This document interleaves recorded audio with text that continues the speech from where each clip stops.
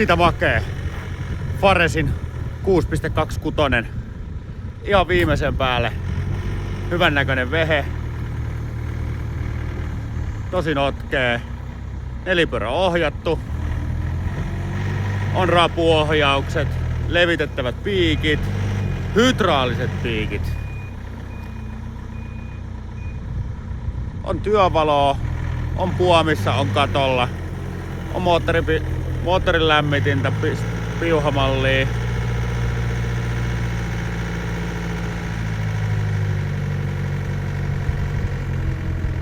Ja jaksaa nostaa.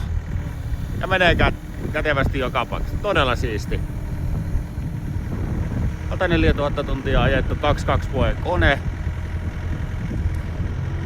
On lisää hydrauliikka totta kai luotu puomin päähän. Että saa vaikka auraa kiinni. Ja meiltä löytyy tosiaan auraakin tähän kyseiseen vehkeeseen. Ja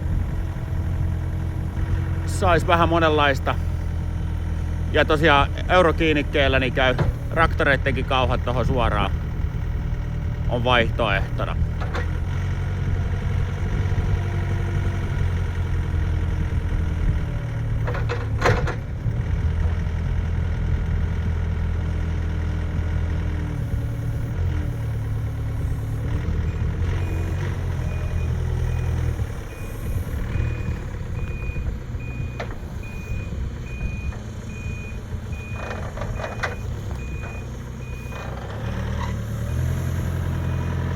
Ja kuten näkyy tämmöisen vähän liukkaalla pihalla, niin liikkuu niin kivuttomasti ja tottelee.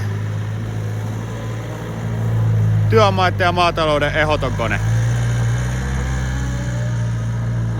Ja kulkee.